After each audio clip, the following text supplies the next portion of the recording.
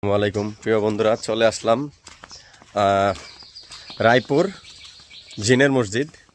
তো আমি আসলে বেশি কিছু চিনি না, এখানে চিনে আমার সাথে রয়েছে আলামিন এই এলাকার স্থানীয়। আলামিনের মুখোশটা একটু খুলো। তো সে চিনে এই এলাকাটা, এই এলাকার স্থানীয় ছেলে, সে আমাকে একটু ঘুরে ঘুরে দেখাবে আসলে কিভাবে কি হয়েছিল। তো আমরা একটু ভিতরের গুহাটা একটু দেখি, জিনের মসজিদের ভিতরের গুহা। এটা হচ্ছে মসজিদ। এই মসজিদটা নাকি অনেক আগেই 1888 সালে এই মসজিদটা তৈরি হয়েছিল, এক রাতের মধ্যে তৈরি করা হয়েছে।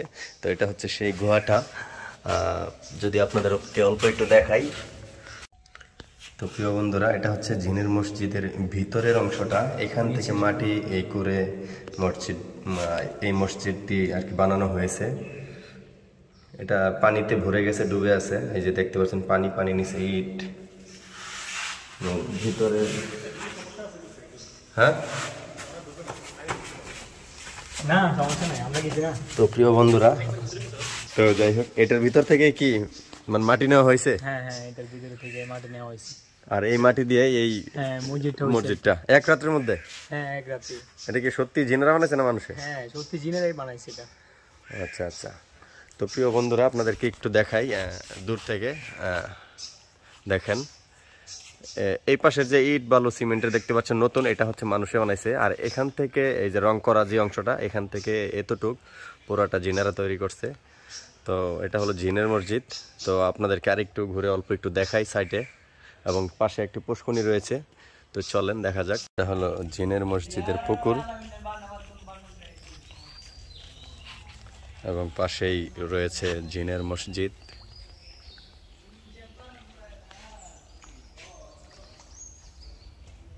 তো জিনের মসজিদের নির্মাণটা আমরা দেখি কত সাল। এই যে মসজিদ ওই জামিয়া আবদুল্লাহ।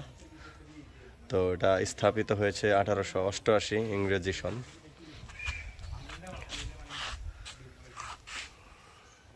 আমরা একটু ভিতরে গিয়ে একটু দেখি।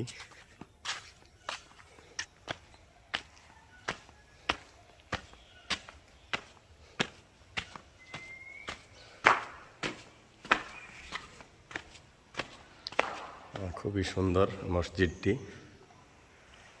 এটাকেই বলা হয় জিনের মসজিদ। তো আসলে কতটুকু সত্যি সেটা আসলে আমি জানি না, এই এলাকার মানুষজনের কাছ থেকে শুনলাম এটা নাকি জিনেরা বানাইছিল এই অংশটা, সামনের যে মসজিদটা। আর এই নতুন অংশগুলো মানুষ বানাইছে, বর্তমানে কাজ চলতেছে।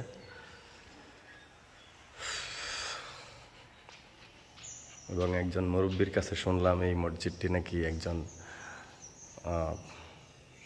মাওলানা, অনেক আগের একজন আর কি মাওলানা বানাইছিল। এটা ইন্ডিয়ার দিল্লির একটি মসজিদের নকশা। এরকম একটি মসজিদে রয়েছে দিল্লিতে।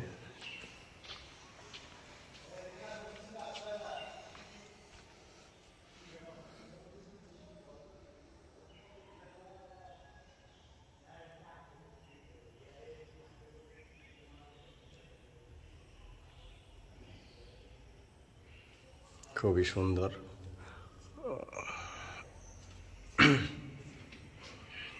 আপনাদেরকে ঘুরে ঘুরে দেখানোর চেষ্টা করলাম এই রায়পুর জিনের মসজিদ। আপনাদেরকে ঘুরে ঘুরে দেখানোর চেষ্টা করলাম। তো এই আর কি আজকের ভিডিও। ভালো লাগলে চ্যানেলটি সাবস্ক্রাইব করে রাখবেন, লাইক শেয়ার কমেন্ট করবেন। নতুন নতুন ব্লগ ভিডিও পাওয়ার জন্য আমাদের সাথেই থাকবেন। ধন্যবাদ সবাইকে।